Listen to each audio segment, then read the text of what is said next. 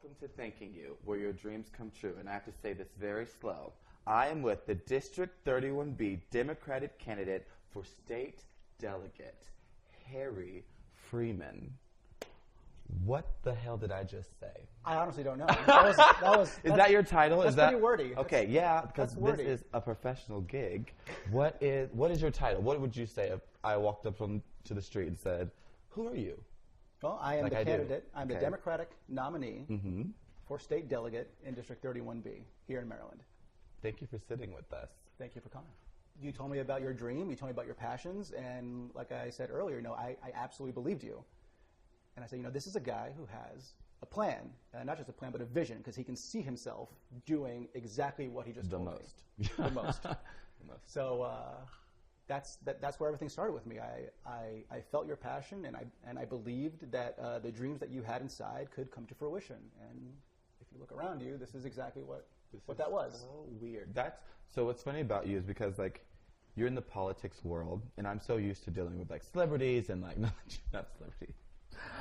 I can't tell you. Okay, y'all, we're going to say this real quick. He's so fine, and no homo. I love his girlfriend, but this man has a brain, so listen. Don't just be staring. He has a child. He's a man. We'll get there. And we're drinking scotch. Sorry, you signed up with someone who has a lot of energy today, and I don't even know how. Can we cheers for a second? Sure. Because I want to honestly tell you thank you, because I don't know what I'm doing.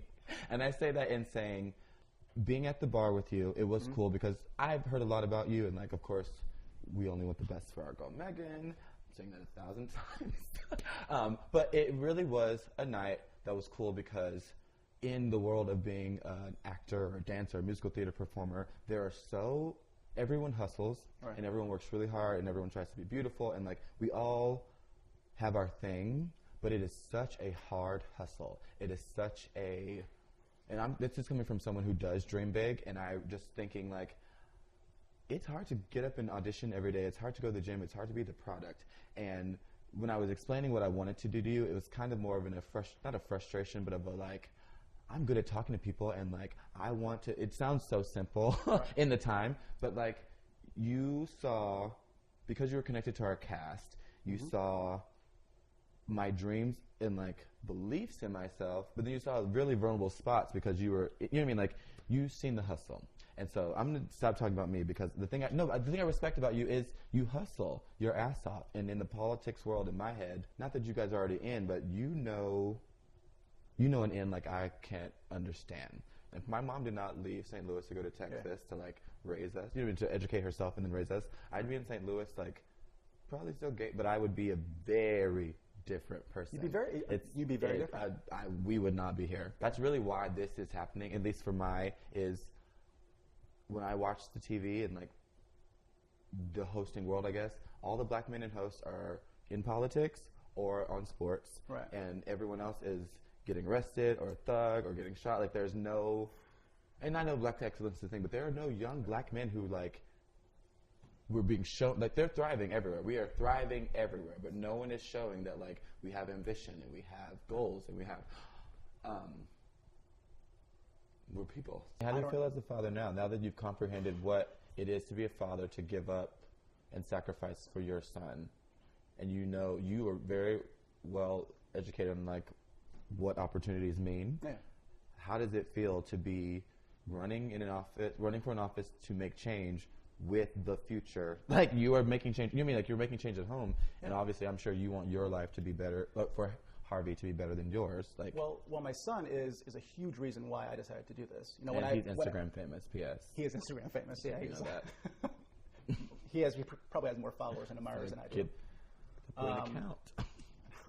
I have a duty. I have a civic duty as a citizen of the state, as a taxpayer in this county. You pay your taxes? I do. Yeah. As a member of this community, I have a civic duty to do what's best for my neighbors, for total strangers, for my friends, for the people that want to call this area home. I have a civic obligation to make sure that I'm putting my best foot forward for the place I call home. How long have you called this place home? 3 years. Where are we? We're in Pasadena, Maryland. It's for the guests at home. Yeah, it's I live in Pasadena, Maryland. It's in Anne Arundel County. And where I am, I'm situated right in between Baltimore and Annapolis. Okay. So those are two major metropolitan areas, and I am smack in the middle of those. It's all about duty, and that's something that I understood a little later in life. I wish I understood it much earlier. I learned about the leaders. I learned from the leaders that I did not want to emulate very quickly. And from those that I understood and from those that motivated me and inspired me to be better, I knew immediately the kind of leader I wanted to be. It all depends, though. It all depends if people go out and vote. If people get out and vote, an enormous amount of change can be made.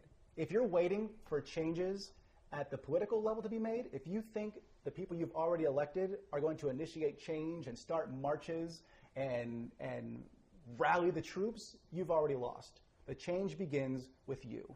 The change begins with each and every one of us. I'm just a citizen. Yeah. Before we're Democrats, before we're Republicans, we are citizens first. No matter what, we are citizens first. And it doesn't matter what you believe, it matters why you believe it. I see people every day, every hour of every day on social media saying, I disagree with this. I hate this. Why is this happening? What's going on? What is the purpose of this policy? What is the purpose of government acting this way? Why? And then when they shut down their laptop or they close out their app, what do? Absolutely nothing about what they just bitched about. You're so right. It kills me.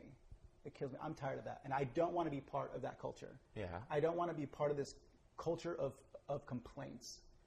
This is why this is happening, because doing Bodyguard, it was one of the times where, like, we got the morning stream and I'm watching CNN, I'm trying to stay woke because of Trump. But I was like, I am backing out of this because my whole Facebook feed, everyone is complaining about what he's doing, but nobody has a solution of, like, what we could do. So I was like, I will watch when they say we're going to impeach him. And I don't even know if we're going to get there, like, because it's the very heavy, you know what I mean? There's rules and regulations and all this stuff. But it's like, what energy are we putting out there by constantly talking about it if no one has like you said, we can say vote, but why are we voting? Why am I running to the polls for you opposed to, you know what I mean? Like, for me being overwhelmed, what can I do or what can I say? How do we, you know what I mean? Like, what can we say to people to help them, like, stay woke, but stay, like, woke in a way of this is what's real and this is what's clickbait? I want everyone who's watching this and everyone who comes across this at any point in their lives, because this is timeless. What I'm about to say is timeless. I want you to think to yourself, what do I want from my government?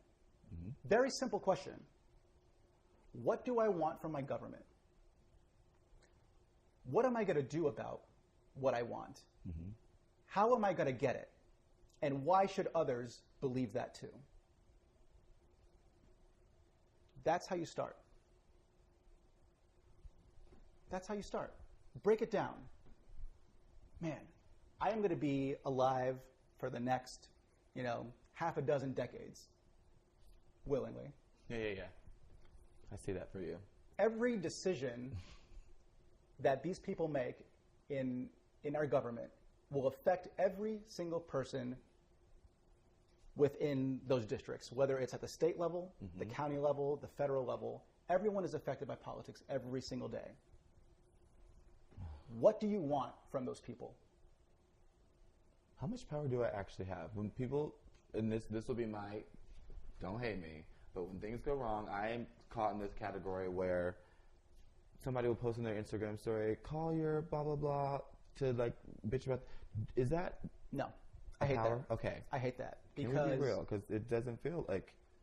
You live in New York right now. Something catastrophic happens with a policy in New York. You share something on your social media platforms. Say, call my representative. I live in Maryland. If I were to start calling their offices, I'm taking away time that someone that is directly affected can get through to their representative.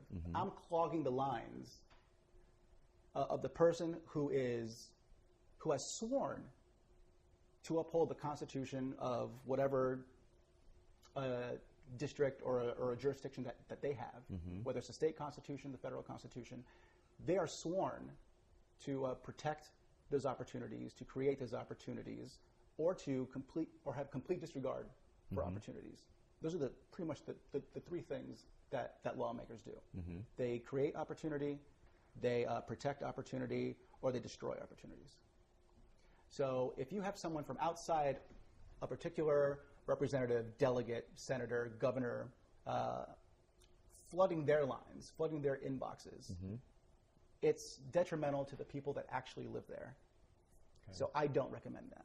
I recommend everyone understanding their civic duty and speaking up for what affects them. And if you believe what you believe enough, there shouldn't be any roadblocks. You have a lot of power.